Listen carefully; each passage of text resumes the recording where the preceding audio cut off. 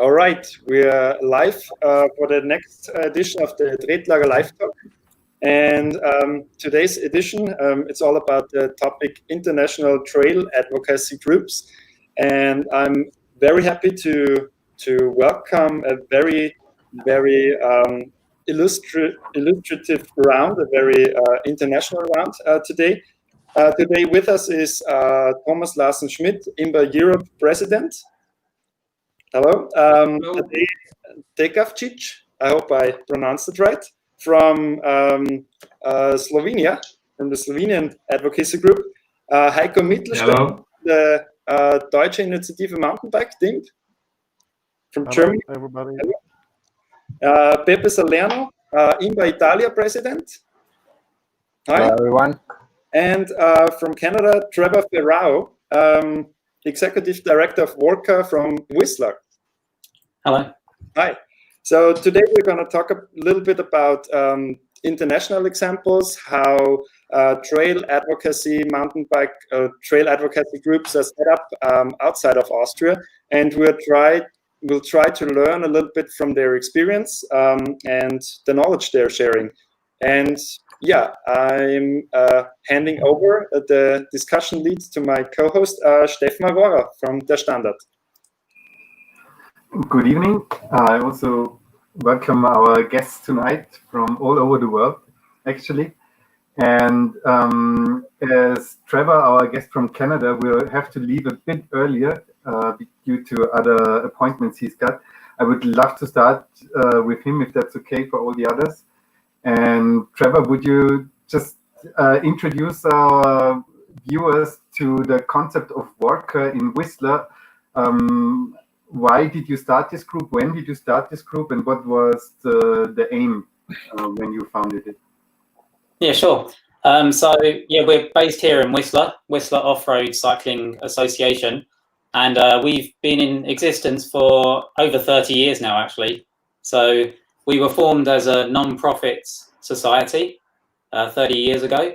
And basically the reason for initially setting up was trail advocacy group to try and gain access or maintain access to mountain bike trails here in Whistler.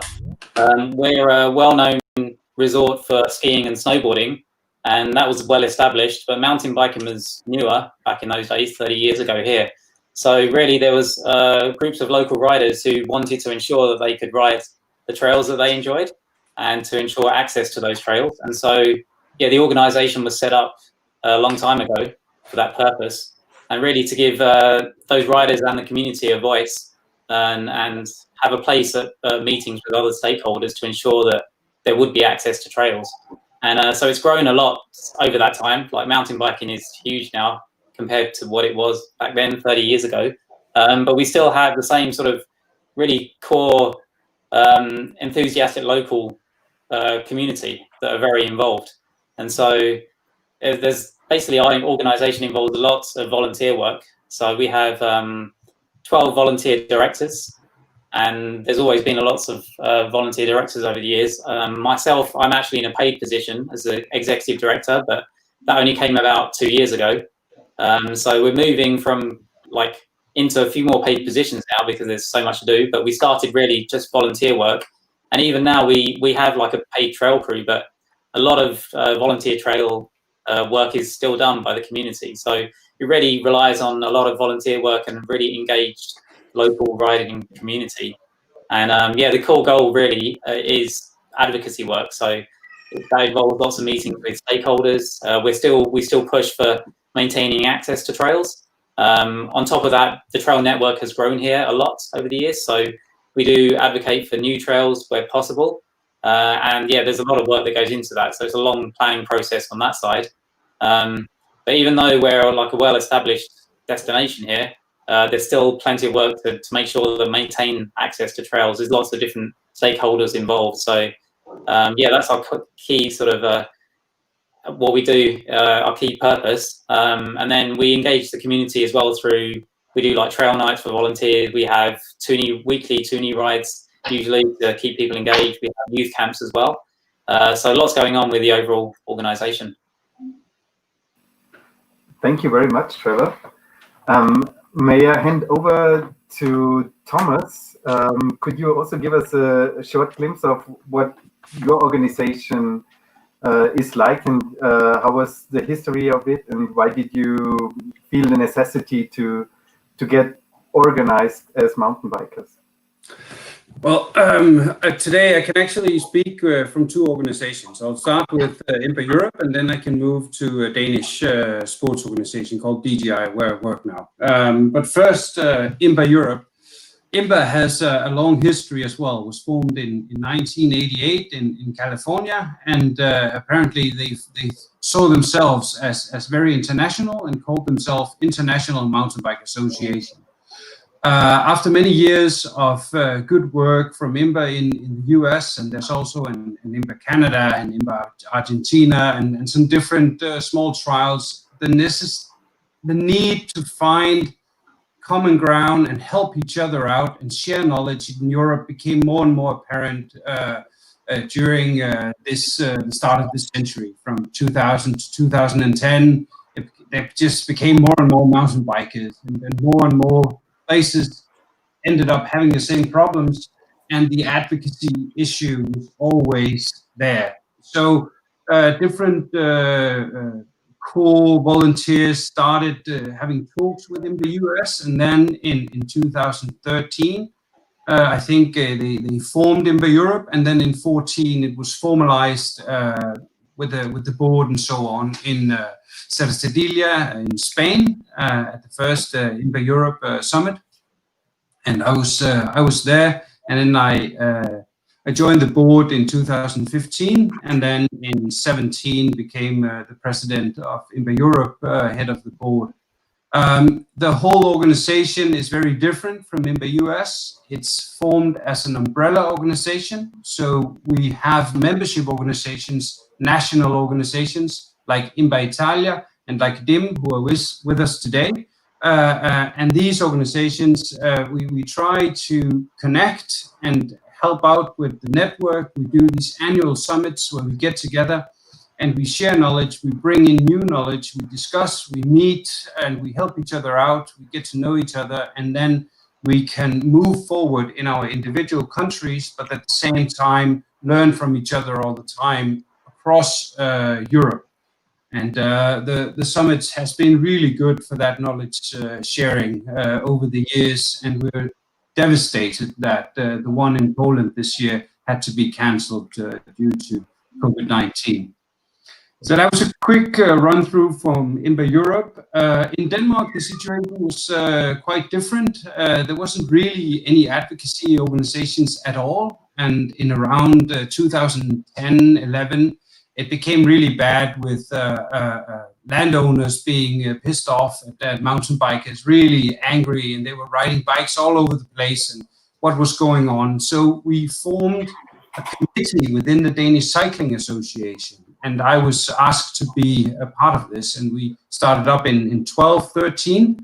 And then the first thing I tried was actually just, how do I do this? Now I'm the chairman of a committee in the Danish Cycling Association, and I'm going to do advocacy work. How do I do that? So I looked, of course, around, and I found that there was this meeting I mentioned before in Cercedilla in Spain, an IMBA Europe summit, and I thought, this is it. So I went there, and I found out that if we gather trail advocacy and mountain bike geeks and cool volunteers for 3 days, having them discuss something that they are really passionate about, this was a great idea. So I went straight home and copied the whole event and made the first Danish trail builder conference. And I've been doing one a year in Denmark ever since, and we gather between 80 and 150 people every year, volunteers from all over Denmark, who gather and share knowledge and help each other out, and we have speakers from different parts of the country and so on. Over the years, also another sports organization called the DGI has been growing their work within the cycling community, and now from 2018, I've been employed there as a professional advocacy worker. I work for the Danish People's Act to do outdoor sports in nature. So that's both hiking and equestrians and so on. So all the volunteer work, like in Canada, ended up being a paid position after many years of long hours after work doing the volunteer stuff. Mm-hmm. Perfect. Then I'm gonna take over and bring it even a little closer again to Austria today. You're the president of Golovec Trails, which I can really recommend as trails near to Ljubljana. And you're also the coordinator of Odprimo Poti. Can you explain what's that and how trail advocacy is organized in Slovenia? All right. Hey, hello, everybody. Yeah, so as you mentioned, I work in local level in an association called Golovec Trails, which manages like an official trail park in Ljubljana. And yeah, on the other hand, I work as a coordinator for Odprimo Poti, which would be translated as open paths or let's open trails, something like this. And it's basically a consortium that combines different organizations which got together in the past, basically because there was some real bad acts or bad laws that wanted to be published, and mountain bikers got together, joined this consortium, and starting advocacy. So starting advocacy for open trails, for better legislation, and so on. And joined formally in 2011 and working on this advocacy since then. Basically, main work is working in these interdisciplinary groups, meetings, trying to watch or to look what the country is doing, what laws they want to pass, and just always keep an eye that the mountain biking is put in the right place inside this. What we've done, for example, last year's, they wanted to pass the Act of Environmental Protection Act, and of course the mountain biking basically would be illegal by this act, and again we pressed that it changed and so on. So working like this, on the other hand, promoting trail building, promoting open trails, promoting good behavior on trails and so on. So we achieved quite a lot in the last years, and we still have a lot to do because the legislation in Slovenia is not the best. As you may know, there's the riding trails in Slovenia is still illegal, mostly in the forest, and getting legal trails, it's very hard thing to do. And like I said, we still have a lot ahead of us. I think that's a very interesting thing you're saying there, because many people in Austria believe that it's very much legal to ride anywhere in Slovenia. But can you describe the legal situation really quick, where it is legal, where it's illegal? So basically, there are three main laws that cover mountain biking. One is hiking trails, the Act on Hiking Trails, and it's illegal to ride on these hiking trails, which are marked for hikers, of course. If you want to change this and put these trails that they are allowed also for mountain bikers, you need to have the permission from the hiking association, from the forestry commission, environmental agency, and so on. On the other hand, we have a lot of forests in Slovenia. Around 60% of our area is forest, and it's illegal to ride in the forest except on marked trails. If you want to achieve that you have a marked legal trail, you need again to ask the permission of a landowner, permission of a forestry commission, and permission from a municipality. And just to mention, we are a very small country, but there are like almost 500,000 of landowners. Most of them are over 50 years old, so there's a big problem to getting there. Yeah. So what we are seeing right now, a lot of people are trying their best to legalize some trails in Slovenia, and where they legalize the trails and made it official, the people are turning there. There are more bikers in that in that part of Slovenia, and there's less dominance, of course. So I think it's a really good thing, and I hope it gets on. Yeah. Okay, thanks. Then I'm gonna hand over to Beppe. Can you please really describe what the situation is like in Italy and how your initiative is organized? Yes, I'm Beppe Salerno. I'm the president of IMBA Italia. IMBA Italia is represented in Italy, is a member of IMBA Europe. So we are under the IMBA Europe umbrella that Thomas was describing. And we started a cycling club 10 years ago. And since the beginning, we were in touch with IMBA in the US because we understood that our sport had this double aspect. Okay, riding, but also caring and advocating for the trails. So we were pleased to join IMBA Europe as founding members in 2014. And since then, we've been working very patiently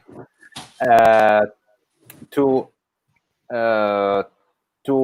involve more people, more businesses, and of course, land managers, park directors, into a vision where mountain biking is not only mostly legal, but it's welcome and it's seen as an opportunity.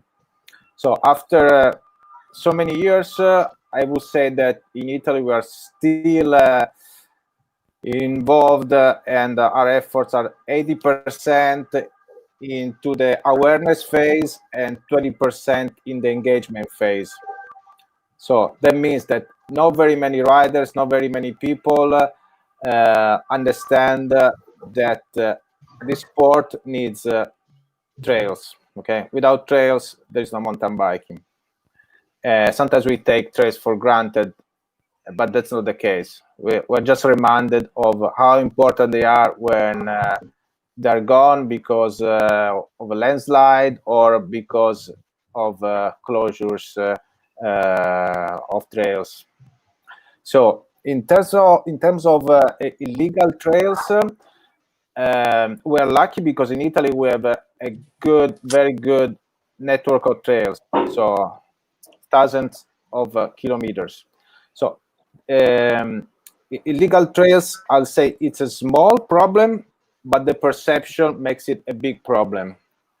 So our feeling is that we have to work on the perception, okay, on the perception of what it means allowing or not allowing access to trails, allowing or not allowing to build more trails. In order to work on the perception, we had to talk to everyone involved, to all of the stakeholders, and we mostly had to listen, okay? Because if you are not a mountain biker, you don't understand at first what we are saying, and you see the world, you see things in a different way. Okay, we have to realize that. And every time we have a meeting with somebody that is not a mountain biker, you know, we have to adjust. Okay, it's not like talking to you guys, but we have to adjust our tone, our lingo, our expectations, because these people have no clue what we do. Okay, they see videos every now and then. We can debate that the videos are way too extreme and sometimes don't work in our favor. But so we have to be willing to be patient, to describe and to listen to people's concerns. For sure, there is strength in numbers, and that's why IMBA is important. That's why IMBA Europe is important. Okay, so moving forward projects, moving forward vision needs a common goal, a common effort, for sure. We work very much with the kids, so it's easy to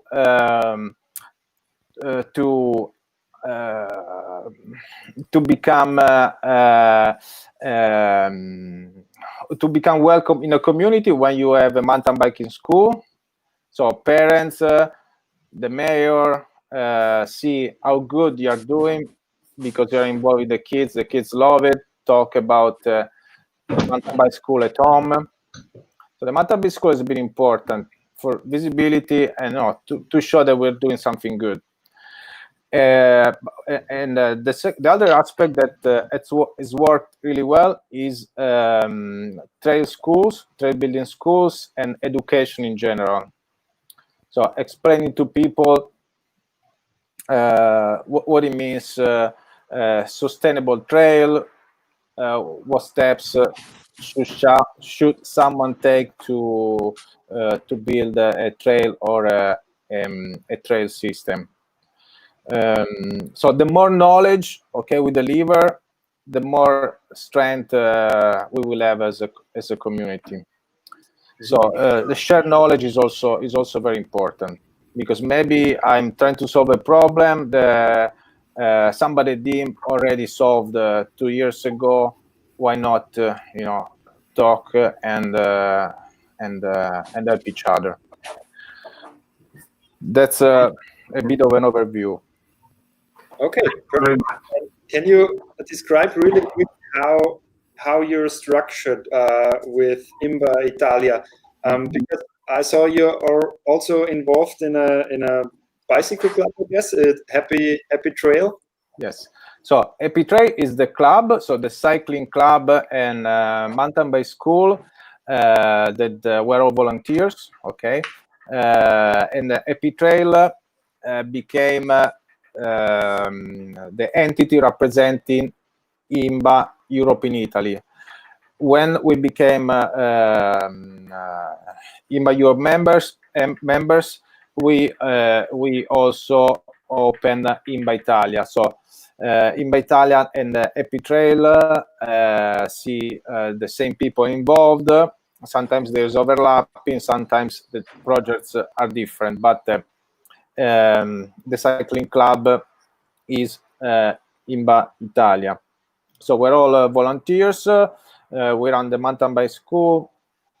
We do consulting from regional and national parks that want to become more mountain bike friendly. So we get involved. We also do events, both for visibility and for to finance the projects, other projects. And what's been working really well is the workshops, trail building workshops, trail building schools, where people realize what a good trail, a sustainable trail should be like. As far as the structure, is very informal. We meet in person sometimes, and we meet virtually sometimes. We belong to the Italian Cycling Federation. However, the Italian Cycling Federation is not really doesn't really do much in terms of trail advocacy. Okay, I know they would like, but the resources are limited. So we're pretty much independent as far as trail advocacy from the Italian Cycling Federation. We try again to educate more than policing when we know or we notice legal trails. Okay. Again, working on the perception and try to get along with the other stakeholders. Thank you very much, Pepe. I want to hand over to Heiko from Germany to give us a glimpse. What's the situation there? I just read today that there are some millions of mountain bikers in Germany. How did you manage to represent them, or are you representing them? And can you just give us a glimpse on how your organization developed and how you started it? So, hello, it's Heiko from DIMP, and I start from the end. So DIMP was founded in 1991, and the reason was the 2-meter rule in the state of Baden-Württemberg. That means you are not allowed to ride on a track that's narrower than 2 meters. And so mountain bikers decide we have to build a club, association, and struggle for the right to access the trails. And a long time we were a small club. And then in 2012, we have a big petition against law in Hessen and have 60,000 signatures. And we were successful that the law was skipped. So we are allowed to ride there anywhere. And I come to DIMP in 2014 with the petition against the 2-meter rule, where we also get 60,000 signatures. I collect them together with the others, and I was a volunteer. And then during the work, there were more and more to do and have meetings and conferences. And so we decide I have to work as employed, because it was not gonna do this as a volunteer anymore. And so since about 6 years, I'm employed in DIMP. The petition against the 2-meter rule in 2014 was denied, unfortunately, but we're still in discussion. And so my job is to struggle for trail advocacy in whole Germany. Another part of my job is to legalize trails. We have different disciplines in mountain bike sport. So we have a lot of touring mountain bikers who like to use the normal pathways, and we have some gravity mountain bikers who need some obstacles. And yes, we have the problem of illegal trails as well, but we have a program and show how we can make them legal and have official trails. So these are the two parts I'm working with. DIMP has also a big guide training academy. We are the biggest German education club.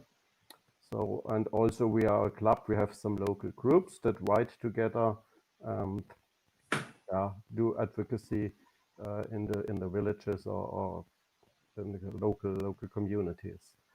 So what's to say about the DIMP? Much more. It's about the situation in Germany. Yes, you're right. About 4 million mountain bikers ride regularly in Germany. An additional 11 million mountain bikers say they go ride sometimes. DIMP at the time is also an umbrella organization. Big mountain bike clubs are member of DIMP, but also single membership is possible. And we're representing 80,000 mountain bikers. That's a lot, but if you hear we have 4 million engaged mountain bikers in Germany, I think there can be some more to help us with our work. Thank you very much, Heiko. I want to cross the ocean once again over to Trevor, because you told us your organization works in this field for 30 years now. We are trying to learn from you guys. That's why we initiated this talk today. So can you tell us a bit, like when Walker started in Whistler, did you also have to experience some negative positions against mountain bikers, or was mountain biking always very popular and very accepted in your area? Yeah, so it was always popular, but there were issues from the start. So originally, Walker was formed to try and gain access to the Garibaldi Park and particular trails up in the Alpine area. And so that's what the original founders were trying to do. Actually, that's something that never happened. So the access there never happened. That's maintained, actually. It's just hiking only. And so when that happened, they really moved to other areas that are within the valley and focused on other trails and access to other trails. So yeah, there were issues, definitely, and there's lots of different groups involved. So right now, it's always like there's hiking groups, there's other users, but all of our trails are actually multi-use that we maintain. So there's good respect between different groups, and I think the really important part is engaging people from those different groups. And so that happened from the start. But yeah, there were some trails that like access wasn't allowed in terms of they've kind of stayed as hiking only. But that's being respected, and instead of just focusing on this one issue of this particular trail, move to other trails and ensuring that there are enough other trails there and then just more planning in terms of whenever there's new trails being planned over the last 30 years, making sure that other groups are engaged first, so that it's going to be fine and it's not just going to be built and then you can't use it.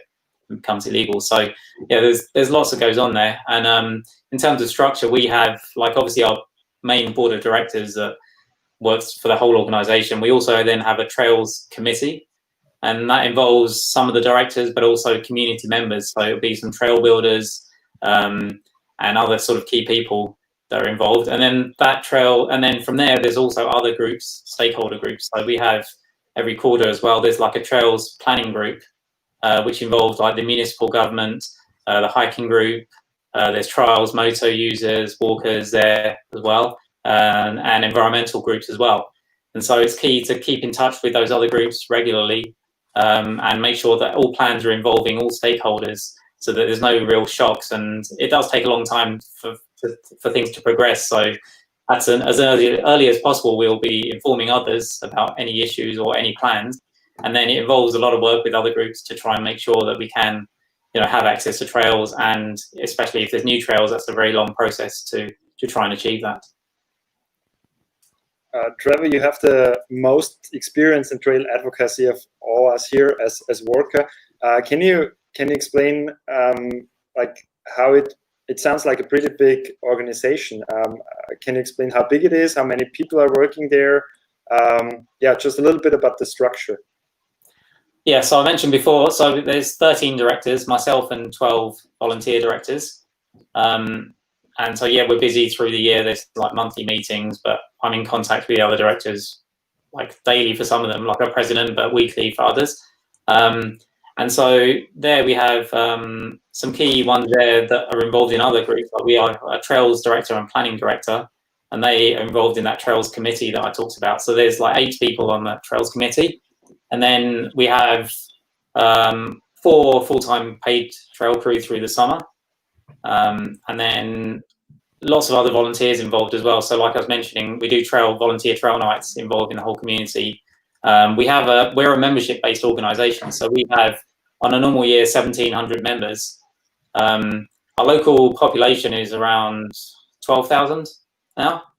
So we know there's a lot more people using trails than our members. And then on top of the local users, there's a huge amount of destination tourists, so hundreds of thousands of people that come to Whistler.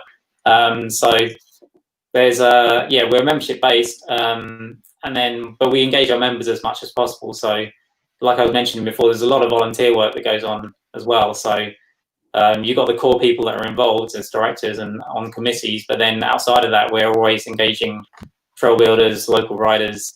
There's a huge amount of people involved overall. All right, and do I understand it correctly that the 13 directors, these are all paid positions? No, so I'm the only paid position. Okay. Mm-hmm. The executive director. All the other 12 volunteer directors actually. So they have normal full-time jobs, and then they commit to volunteering a lot of hours actually through the whole year to help run Walker basically. Yeah. Okay. Wow. Thomas, I'd like to hand over to you again, because also about how you made the transition. You said it was a lot of voluntary work at first, and now it's it has become more professional. Maybe can you share a little bit of what your background is and how you made the transition from voluntary work to a more professional organization?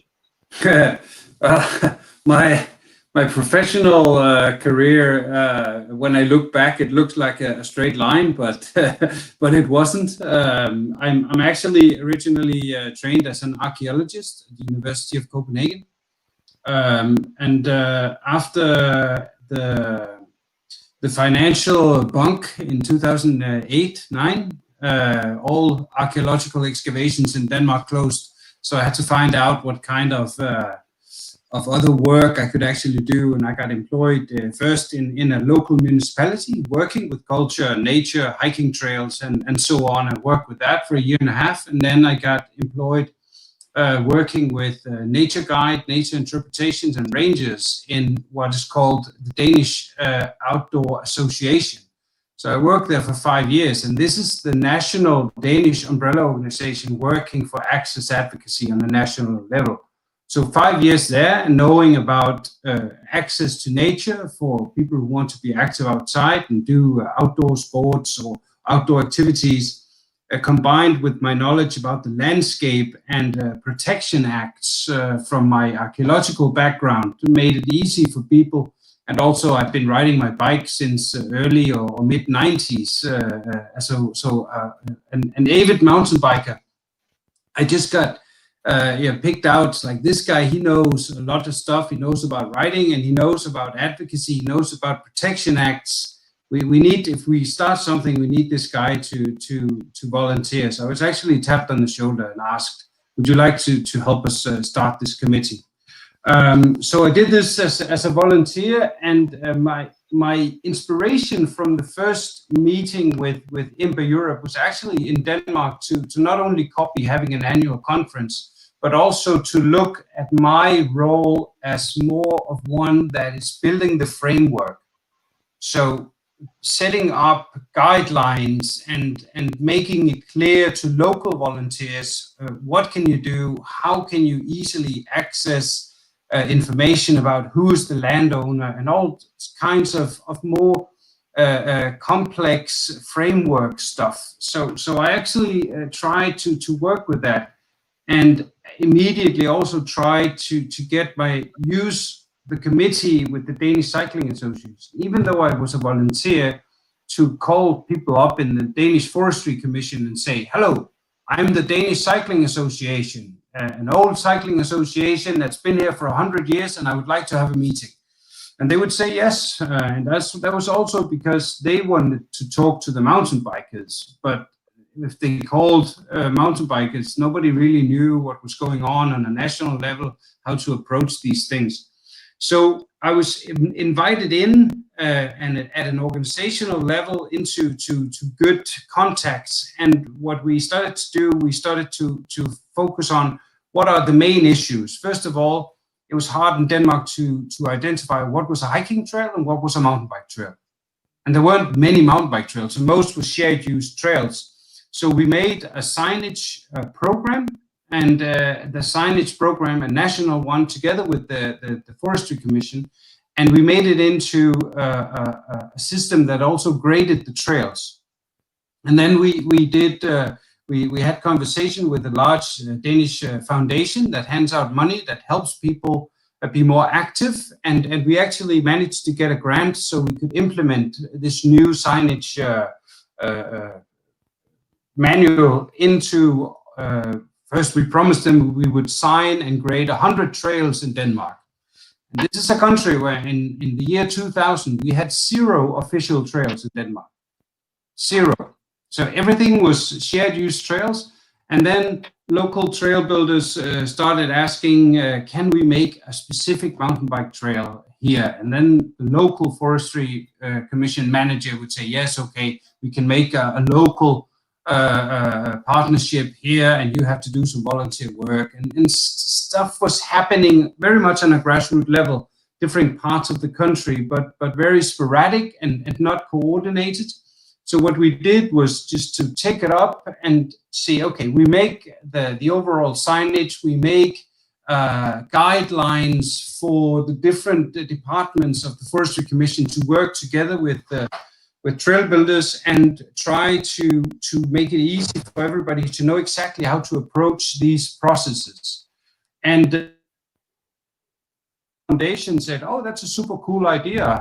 You can give signposts and the signs for free to all the volunteer trail builders, and they can put it up, and people can find the way on the mountain bike trails, so they don't get lost. That's one thing. But with the grading, they also know what trail, if they're going, it's like at a ski resort, you come to the top of the mountains.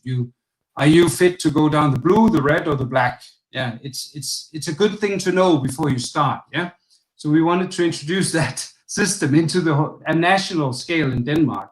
Very quickly within that project, it's called On Trail.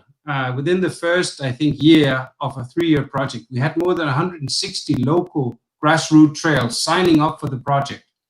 And we built rules into that project, like you have to have a written agreement with your landowner that you are permitted to build this trail. Otherwise, you can't be part of this project. So all of a sudden, everybody, they had to go back and get that piece of paper from the landowner. And that sort of made everything more legal and made it easier for them to say, well, we're going to join a national program. Oh, okay, then I'll sign this and you'll be fine and we get free stuff. So this is going now, and it helped in much more levels than we originally thought. It helped recognize the volunteer trail builders as someone who contributed on a very positive level to the local communities.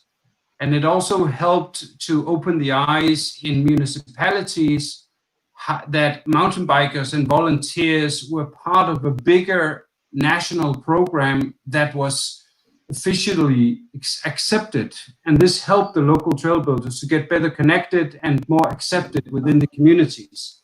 So in some respect, we tried in Denmark to do a national scale of the ideas within IMBA Europe, that you have an umbrella organization trying to help understand the framework and the overall principles, and then giving that information down into the system, into the local volunteers, the communities, trying to get more trails close to where they live. Yeah.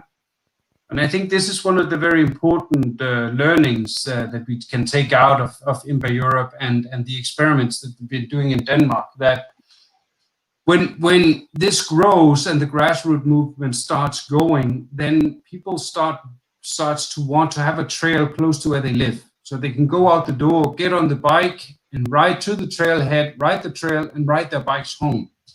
This gives them a great opportunity to exercise more frequently, to bring their kids and not always take the car. So all of this approach to this is also taking into consideration what kind of societal challenges do we believe that a legalized and a well-organized trail building in the community can help. It can help with obesity, it can help with getting more people active. It can help with separating different trail users. So it works with, we look at overall sustainability in different, like a social sustainability. How can we use a mountain bike trail to make more people than mountain bikers happy in the forest? How can we use the mountain bike trail together with the landowner to talk about how do we not put the trail next to the badger's grave or next to the eagle's nest and not riding through all the orchids and stuff like this. So it's also a way to channel traffic where we want it to be, and in that respect, use the trail and the local volunteer trail builders to protect nature and the environment and the landscape and the burial mounds from the Bronze Age and so on. Before they were making jumps off them, now the trail goes around and there's a little sign, look, a beautiful a burial mound from 3,500 years ago, and so on. So it's some of these basic principles. The work you do have to help your local community and society, and it has to be sustainable on many different levels. There's also some other IMBA principles, like if you build it right, the trail, you build it once. It means you don't have to send your volunteers back to fix it 10 times. So there's some stuff about there that can also be sustainable. So societal, environmental, and financial sustainability thought into one package. Mm-hmm. Cool. I've just a really quick follow-up question. You said I guess the reputation of the Cycling Federation was very helpful in talking to other official organizations. How did the Cycling Federation react when you wanted to join as a trail advocate the Cycling Federation? Well, it's because it's been the board of the Danish Cycling Association from about 1900 and then 100 years forward had been only road races. But just a few years, around I think 9 or 10, they got one mountain biker on the board. So, and this guy, he was like, he kept then he was like the only official mountain biker in the organizational world of cycling in Denmark. And he started getting emails from landowners and all kinds of stuff. And he didn't know shit about this advocacy stuff, but he knew me. So he took emails and phone calls, and we need to do something about it. I think we can ask this guy. He can do some volunteer work, and then we can focus on all the road racing and the other stuff. So I sort of got a free pass. I got my own committee. I got to choose my own members of the committee, and I just started doing a lot of stuff that had nothing to do with the Danish Cycling Association's work about building, athletes for the Olympics and stuff like this. So I just ran my own way. But when I got the grant of, I think it was 1.3 million euros to signpost 200 mountain bike trails in Denmark, then all of a sudden my little solo committee was appreciated within the Danish Cycling Association. They had a big project that was acknowledged and so on. So yeah, we got lucky with that foundation. Thank you very much, Thomas. I want to go on to Slovenia, please, because we just learned that despite we might have a different opinion or a different impression, but there's also the problem of legal trails in Slovenia.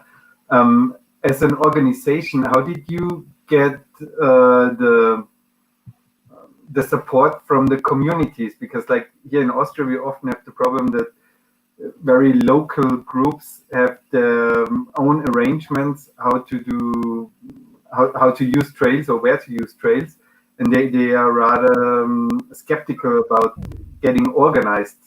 How do you cope with this in Slovenia? Are there also the same problems, or is there big support from the bike scene for your organization?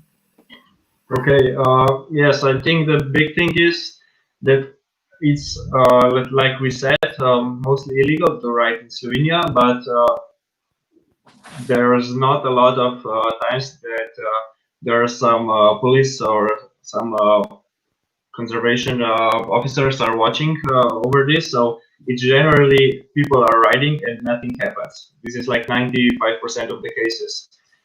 When something happens, there's a big thing. So if something comes to the media, then the mountain bike community joins, and it happened like this a few times in the past. So let's say that the problems joined us, which is bad on the one way, but on the other hand, it helped us connect, and it helped us grow. And yeah, so for example, we had some guy walking in the mountains. He got a fee for it, and that was one of the big causes that we joined. We organized big meetings, and things changed because of that. So yeah, it's a very gray area how and where you can ride in Slovenia, but like I said, with the organization, we are helping to promote illegal trails. We are trying to promote that we signpost trails, where to ride, how to ride, and so on. And this is just with the help of local communities, small communities.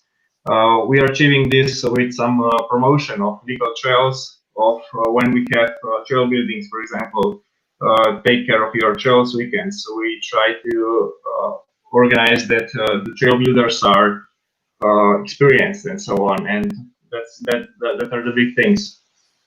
Basically, what I want to say is, you get the good examples, you promote them, and you show the rest of the bikers what this brings to your community. Thanks. May I hand over to Beppe in Italy? How do you cope with this problem that if you build some legal opportunities for mountain bikers, on the other hand, some of the old trails that were used illegally become completely illegal. But as we learned from Thomas, it's very important that as many people as possible should have legal trails in their real direct environment. What's the way to realize that? Yes. So one thing we know for sure, the answer is not a draconian closure. Sometimes park directors or land managers close everything because they either seek the easy solution, or they don't have the knowledge or the contacts or the willingness to find a common solution, some common grounds. As we know, mountain bikers care very much about the environment. They are ecologists by nature. Okay, we don't want to create problems. We don't want to damage nature. We don't want to take trails away from other users, especially hikers. So I don't think that will change. Okay, even newer generations understand that the sport is about nature. So what happens if people build or ride illegal trails? They don't do it because they're criminals 99.9% of the times, but they do it because they don't know any better. So they think it's fine, they're not doing anything wrong. And they might realize later on that they've done something illegal or in a place where they were not supposed to do it, or they do it out of frustration. Okay, we have to understand that we're not going to stop mountain biking because they close trails or they say, okay, you cannot go here, you cannot go there, not over there. So closures are not gonna, erase the sport anytime soon. So people are gonna do it out of frustration to challenge authorities. So the solution again is to find common ground because we want to be outdoor as everyone else. We want to be responsible, and we want to do, before being good mountain bikers, we want to be good citizens, a good part of the community. So education and lots of patience. Okay, sometimes closing a trail is the right thing. Okay, of course we want an alternative. Okay, if you're closing this trail because it's meant for hikers, let's talk about an alternative. Okay, because there are again millions of mountain bikers. We drive the cycling economy. I don't know about other countries, but in Italy, it's been several years since mountain bike sales have overpassed road bike sales. And of course, we spend money when we travel, when we go on mountain bike weekends. So we have to use also the economic aspect as a leverage. Okay, we are, we're good for the community. We're good for remote mountain communities where they don't have very many alternatives other than outdoor tourism. So I think there are closing trails or it's not going to solve the problem. Riding illegal trails is not going to solve the problem. So let's come together and find a solution. In Italy, I believe, as many other places, of course, there are regions or districts. So the situation could be different from place to place. Okay, and cycling clubs contact us with different problems from different areas. But the mountain bike community has to show that we're united, we are proactive in offering solutions, and we're patience. Pepe, you just said united. How in a country with a rich cycling history, how do you how do you manage to unite the different disciplines of mountain bikers?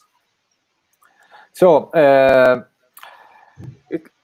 mountain biking nowadays is more complicated than it used to. Okay, so when I say mountain biking nowadays, I refer to most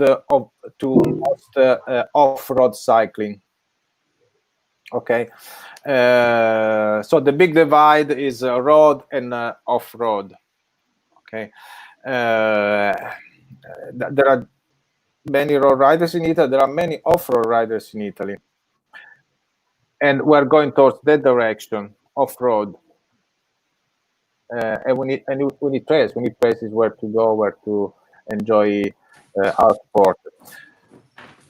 So cycling clubs contact us, contact IMBA Italia, and tell us if they have projects, what kind of challenges they have, and they become members if they can, or they just learn more about IMBA and spread the word. Okay, spreading the word create the foundation. Okay, because we cannot be everywhere. Okay, we cannot be everywhere. We need to build the foundation where we all speak the same language, we all have the same values, we share these values, and one of which is riding legal trails, not building illegal trails. So if we have this foundation, then it's easier to build over. Okay, to ask for more, to get grants, for science, for more trails. So that as the sport expands, in part thanks to e-mountain bikes, I believe that people that are in charge, people that have executive positions, are also attracted to the sport. Okay, so it's important that maybe you talk to a mayor or an executive who's into mountain biking or getting into mountain biking. At that point, it's so much easier to build something together. Okay, so when the sport grows, we have more people that we can relate to. We can create collaborations and carry on projects together, even if it's just the vision. Okay, as long as we have a shared vision, something will happen. Okay, so you're saying awareness is the biggest topic, and then maybe also picking people in key positions to bring something forward.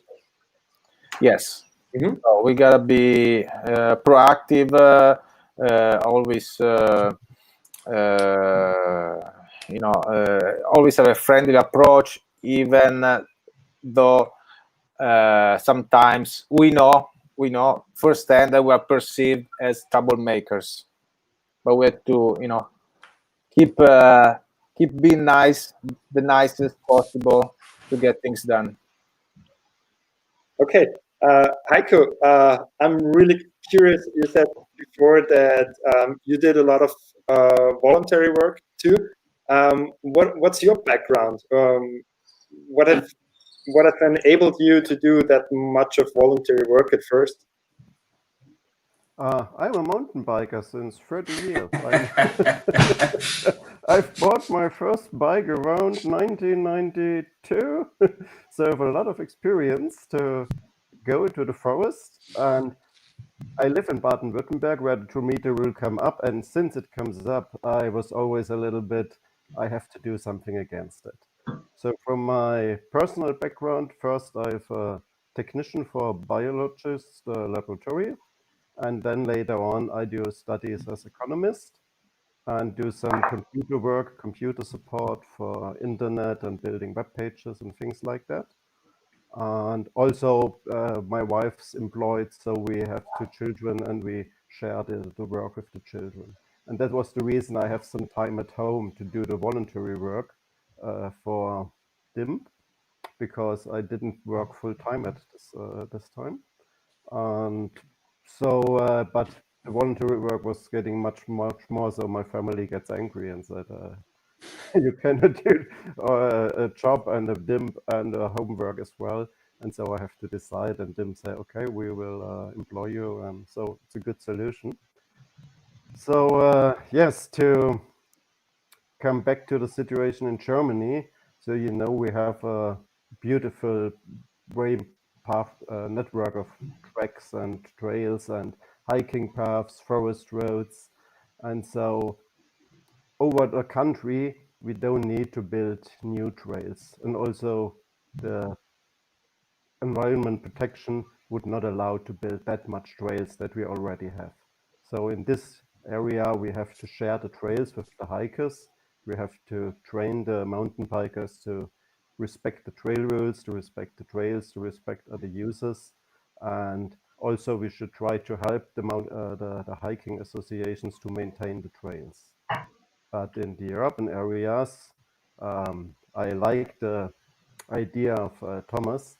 Was really impressed when he said we would like to have every 40 kilometers close to home where the people live, we would like to have mountain bike tracks. And this is what coming up in Germany more and more. In urban areas, there were a lot of people, especially now at Corona times. You can't do anything else than go out in nature, go hiking or go mountain biking. And that's crowded, and we see in some places we need extra trails. Also the mountain bikers wish to have some obstacles, some berms, some jumps that are not on the normal hiking path. And if you build them up on the hiking path, the hiking association say, oh, we don't like that much. So people try to build their own trails. Then the forester or the landowner came up and say, oh, I don't like that you build your own trail.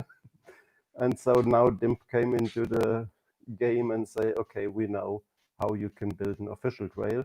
But it's the same situation as Paper pointed out. The people don't do it because they are stupid. They would like to do something out in nature. They often don't know that it is illegal, or they tried to get something legal, but it was such hard work to get in contact to landowners that they decided it's not worth the work. And so we try to help the local communities, if there's the wish to have some separate trails, to get them done. That's a big part of my job right now. So I started with the trail access for all the hiking trails and historical trails and touristic trails, but I see it's getting more and more to this local build trails, and the IMBA slogans, more trails close to home. That sounds really nice to me. Thank you very much, Heiko. Because I want to get back to Trevor because he has to leave soon. He has another appointment. May I just ask you for another statement of yours, Trevor, before you have to leave? I'd like to know from you, I mean, Whistler is the mother of bike parks worldwide, and there's a certain touristic and economic power behind it. But you told us you started actually 30 years ago. Is it possible to build up something without these touristic or economic powers in the back? Just coming up from a community of mountain bikers that want to realize something, or is it necessary? Is the background a necessity to realize something? Yeah, it's a good question. It's the key there is that there's been so much unpaid volunteer work go into everything is the only reason it's happened. So it started definitely grassroots and it started from a volunteer base. And I've mentioned as well, there's still a huge amount of volunteer time involved there. So obviously, like Whistler brings in lots of tourists, and there's lots of money coming in terms of people visiting. Our big challenge is trying to access funds, and so that's a big part of my job is actually working on the fundraising. And what we've done since I've been employed is we've worked kind of pushed for more funding for trails, and that resulted in, from our municipal government, we received it used to be $40,000 per year for trail maintenance, which isn't much considering how many trails we have and what needs to be done. And so we worked hard to increase that. And so that increased actually over the last couple of years to 120,000. So a big increase because we could show how much work needed to be done. And it just needed, there was a lot of work that went into that to show all the reports and how many trails there are, exactly what needs to be done, long-term plans. And so we kind of showed that. And we had really support from mayor and council as well. We had to go, so there was advocacy work being done there by our board of directors, speaking to the mayor and councillors and really making sure they really understood our situation and why we needed the funding increase. And so, yeah, that's the key. There's a key work that's gone into that. What we still see is, while we have some money coming in from membership funds, which allows us to pay for some overheads, but the costs are so much higher than that, just money alone. So in the past, because, well, the reason my position is possible is because of increased funding. So with membership funds alone, you can't just hire, it's not enough to hire staff. So, and our long-term plan really is still working. We do need still more paid positions. There's so much on the trails side in terms of trails planning. We were trying to get a trails and planning administrator, really the full-time job, because there's so much for the other directors to do. They just can't keep up with our growing network and how much needs to be done. So it's going to be a continuous effort to try and raise funds and find ways of increasing our funding so that we do have enough and more paid positions. So there's just so much to be done, to be honest. So, and increasing users every year. So yeah, trying to balance it all out. There's a lot to be done there. Thank you very much, Trevor. Can I just say it's interesting because Pepe mentioned it, and now Trevor as well, that the whole idea of getting mayors on bike is actually maybe the way to go. Get all the mayors of all the municipalities of the world to ride mountain bikes, and we got a good thing going. Good work. Yeah, yeah, we're fortunate here because our current mayor definitely is a big mountain biker. He was involved. He was a Walker member before he became mayor, and used to come to our weekly rides. And so, yeah, that's basically, it's made a big difference. You really need support. We have the other way around and make members of trail advocacy groups mayors. Yeah.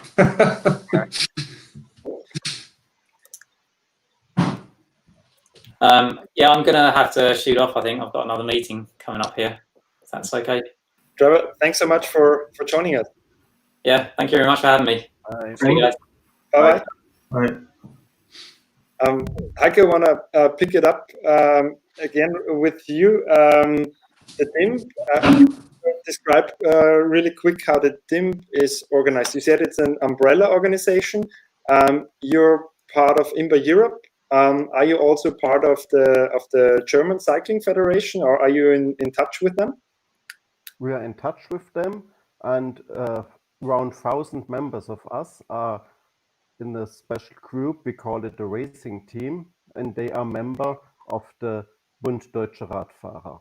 But DIMB itself is just a club outside of that, but we are in contact, and I would say they do the race cycling and things like that, and we do the people's mountain biking and the trail advocacy, and we respect each other and have some meetings. So that's coming up the last years, and it's really nice because you can understand in the beginning there are maybe some conflicts. Why is there another mountain bike or cycling association? But now we both have our part in the game, so it works fine. Okay, and how did you manage to get the position or credibility among the bike community first, and then also in talking with other organizations? Sorry, I don't get it right. What you mean? How did you how did you get the status that you're the representation for mountain bikers in Germany? That's not that easy. So I think first of all, if nobody knows you, you have to be loud. So we do 2 petitions. I mentioned 60,000 signatures. And that's something politicians would like to hear, and then we come into contact with the politicians, with other associations, the hunters, the landowners, and they try to talk with us. And so now we don't have to be that loud anymore than we've been maybe 6 years ago, because now we are on the table. But it's the normal progress of, I would say, every political party or every new association. As long as you don't have the contacts, you have to be loud or show up and say, here I am. And when you are recognized, then you can step a little bit back and say, okay, I'm a nice guy. Let's show what we can work out together. This is basically the same idea that I had in Denmark. How can I short track this? How can I short track being able to join meetings that I'm not really known enough to join? And my fast lane was to be able to have that committee within the Danish Cycling Association, because that association was recognized. So it's, yeah. It's a good point, Heiko. Yeah.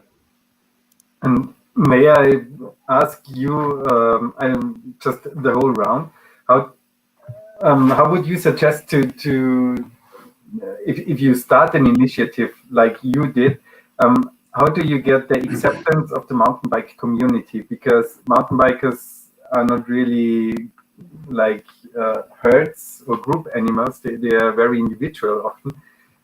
What would you suggest how to integrate as many mountain bikers as possible, from the e-biker to the downhill wild guy? Have you any suggestions how that could work? I think that one of the most important things is that you have to be clear what it is you want to do, what you want to achieve, and then you have to do that. And if you are a new started organization, like Heiko said, you have to be loud, and then some people will follow you, and some will say, I don't need to follow these guys. But if you said it earlier, you have to be patient. This takes time. But the worst thing you can do is sit and look, oh, they're all individuals and we don't know where to start, and then don't start. That's like the worst thing you can do. So just start something up, and then if you, in a year or two, you say, okay, we need to change the direction, you'll change the direction, but you learn all the time. But IMBA Europe, with the international summits every year, this is an opportunity where you can go from Austria to this summit, and you can meet people like yourself from all over Europe, even from all over the world. So it's the platform to learn and to share the knowledge between the small national groups is there. And that offer is, of course, open. And you can come and join and buy a ticket, and you don't have to be a member to join the summit or anything. But I hope that you'll get addicted, of course. So the knowledge sharing and the connections exist, and is open and welcoming and ready if you want to start something in Austria. And I think you have a very good platform in Austria regarding a government that would like to see more tourists. And I think maybe the COVID-19 can push this wish to get more tourists in. And you could be like the sane voice that say, hello, we need to do this in an orderly manner. We can't have all the tourists be criminals. We would like to help you, the government, to solve this problem. That could be an idea. Thanks for already pointing out the solution. That's a great solution.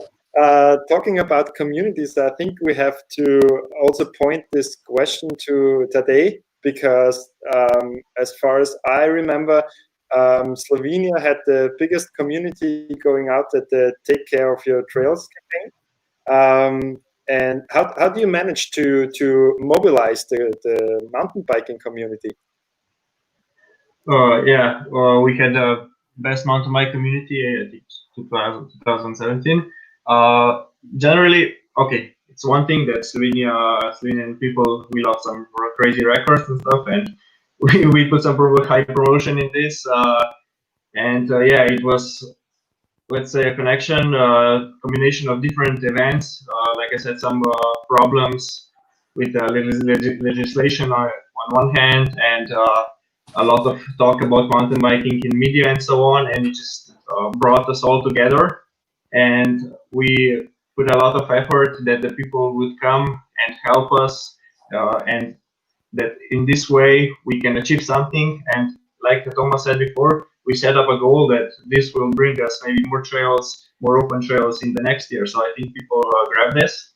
And then yeah, it was like a domino. You know, there's for example, there was a president on our one of the trail buildings, and a lot of media picked that up, and people starting to talk about this. So also the next year, a lot more people came, and so on. So yeah, generally, like I said before, putting good examples, what this brings to the community, setting up goals, setting up like some vision, and that helps a lot.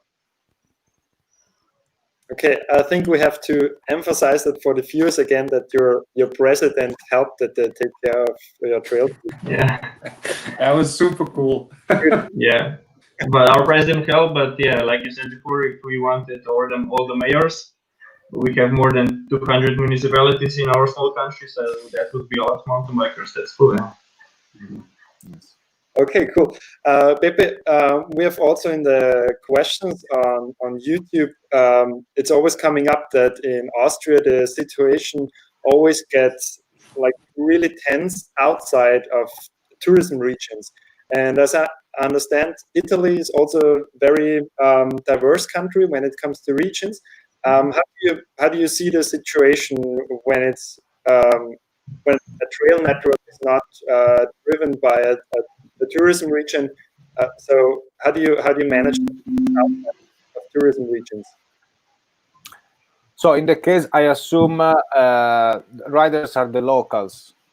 So local riders are seen, are not welcomed, or they're doing something that isn't right, and therefore they're not welcome. So I think that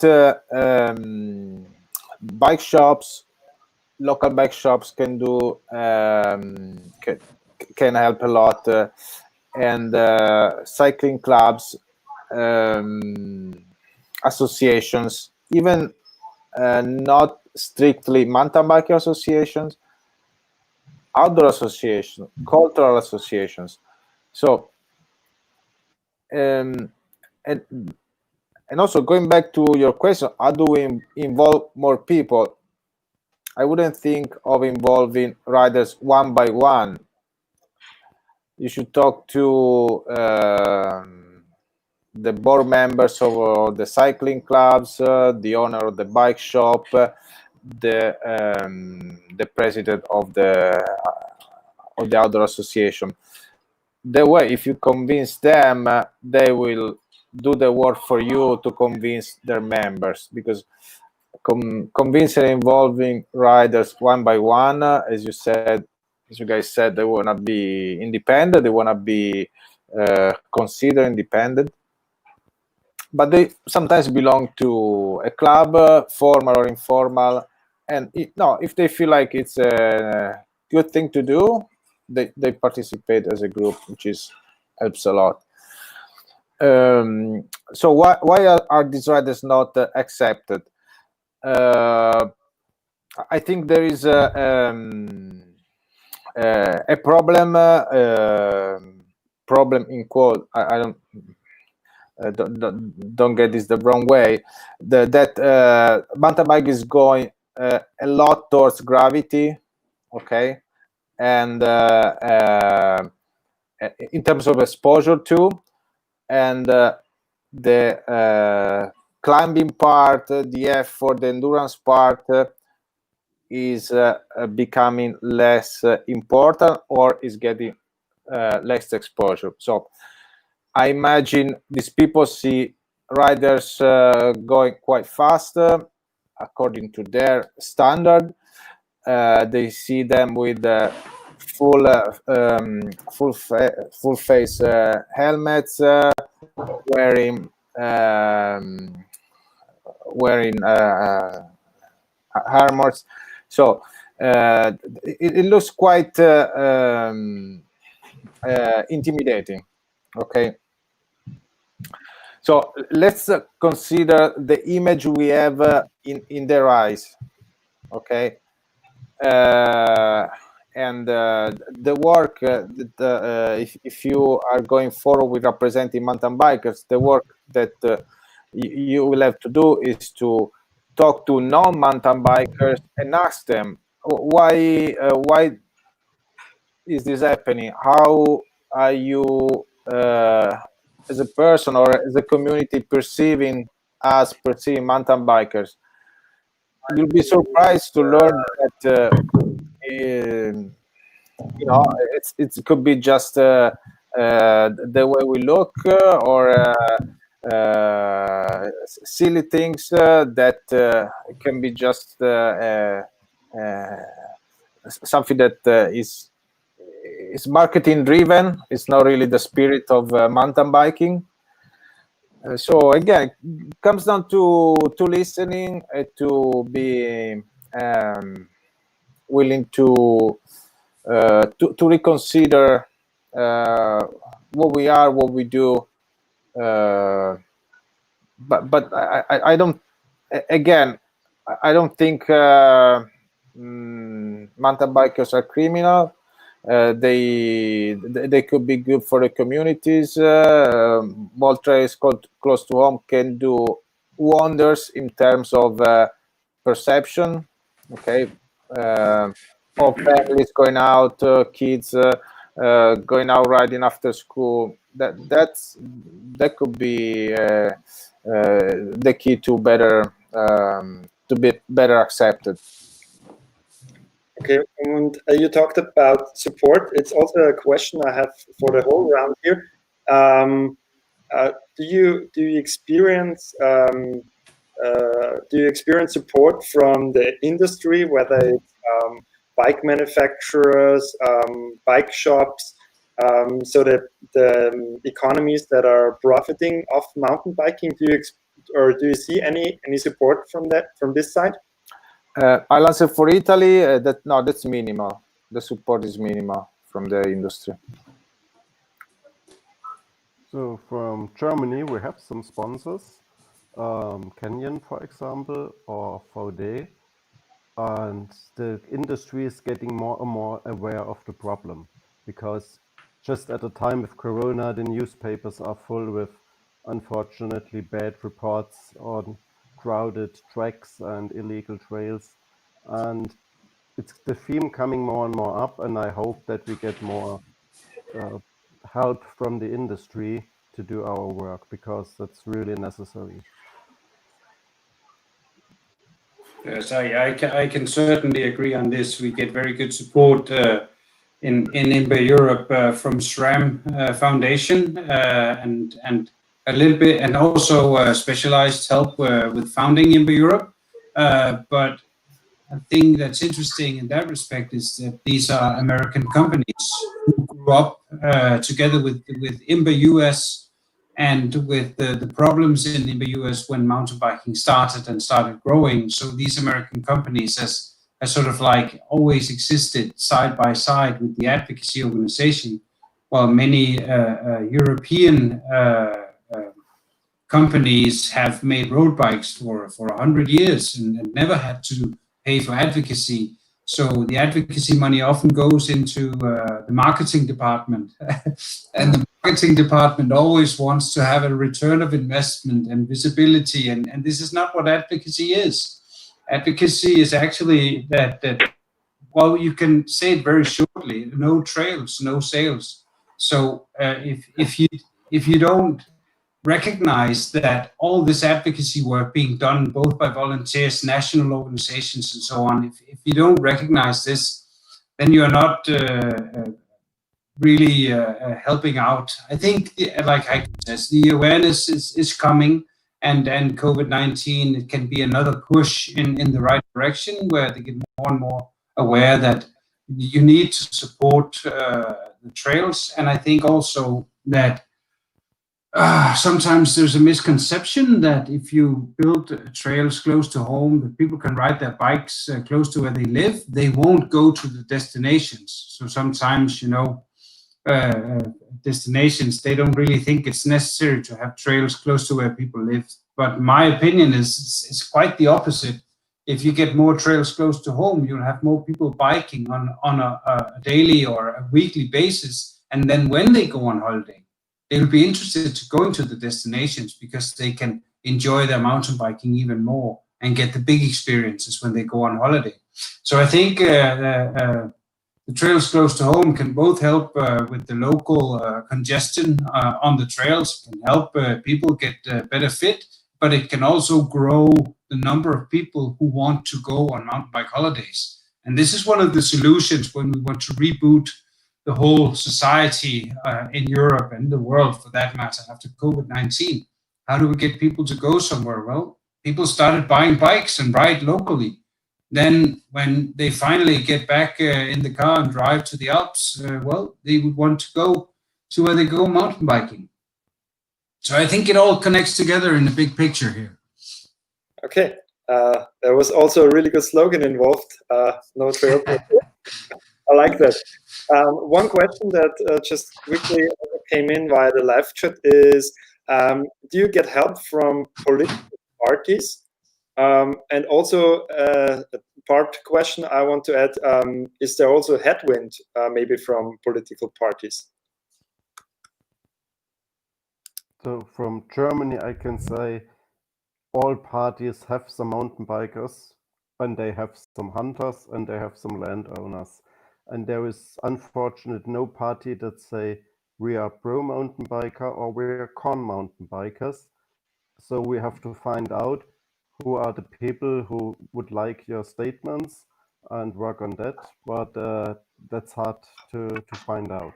And at the time, those who are not mountain bikers are most time in the majority in the party itself. So we have to do some work. We are super fortunate right now in Denmark that the government party that we have, it's a minority government, but still they are talking about they want to have more biodiversity. They want to get more Danish people to go out into nature. And the basic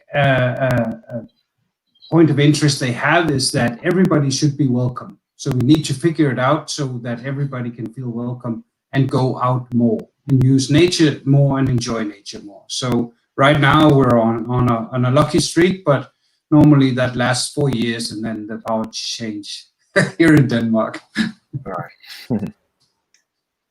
Okay, today, how's the political situation in Slovenia regarding mountain biking? Are the political parties pro or against it? It's okay. We had some change in the government in the last years. Let's say the last government before that one, this one was kind of pro. But on the other hand, when we talked with them, there was quite a lot of promises, but not a lot of action at the end. And right now with this government, it's just started. They just started, so we didn't try a lot with this yet. But I can say in this Corona situation, they allowed biking and so on. So far so good. But on the other hand, we have protests right now. I don't know if you saw maybe, but they are the protests on the bikes, and so basically the protests against current government are on the bicycles. It's a weird situation, and it's hard right now to be the advocate for the bikers when everybody thinks all the bikers right now are against the political system, current political system. Okay, as we are approaching our self-set limit of 1.5 hours, I want to do a very quick final round. And one question, and that's for you all, is what is the single most important thing that you can do to improve the image of mountain biking or the mountain biker in the general public? And I'm going to start off with Pepe, please. Mm-hmm. I think you should get kids involved. So school age kids, if they become your ambassadors, you'll see many doors opening. And they're also mountain bikers. They're amazing. Perfect. Thank you. I can have you next. I would say respect the trail rules, be nice and friendly on the trail, and get organized, because only if we are organized in a club or something else, we get recognized. Okay, then I'm going to hand over to that day. I use it as long as you don't have technical issues. Yeah, sorry about it. I would say the biggest thing would be to promote that mountain biking is a very diverse type of activity. It's just not just downhill, not just full face. So get rid of these stereotypes and promote that the trails are open to everybody. All right, and then the last word belongs to IMBA Europe President Thomas. What's your take on that question? I think that if we think about everything that we do, advocacy or getting more kids on bikes or more people on bikes, everything we do, we need to put into the context. What kind of problems do our society have? And where does mountain bike help? Focus on this. Well, it helps people lose weight, or it helps people get more into nature. If you plan the trails good, then it can help biodiversity and so on. How does mountain biking contribute to society, and how does it help societal challenges? Keep that in mind all the time. People say, well, you just want to ride your bikes all over the place. No, we want to help. We want to help solve problems within society, and we are part of the solution. So more people on bikes, more mayors on bikes, but most of all, remember that mountain bike helps with all kinds of societal challenges, even climate. It's better to bike than ride your car. Thank you very much, Thomas.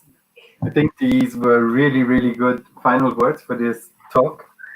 In the name of Christoph and myself, I would like to thank all of you that you took the time and joined us here to give us some really positive examples where the journey could also go for Austria's mountain bikers. I think your input today was really something that makes us optimistic that people could change for the better.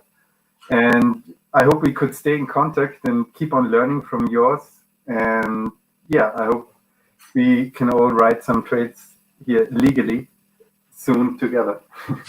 Thank you very much. And also thank you very much to our audience that joined in tonight. And this whole talk will be visible also in the future on YouTube. You can just watch it like a video, and we will send you all links of the articles we will do on this talk afterwards. And yeah, thank you very much, and wish you a good night. Yes, thank you. Good night. Thank you very much. Thanks a lot. Bye.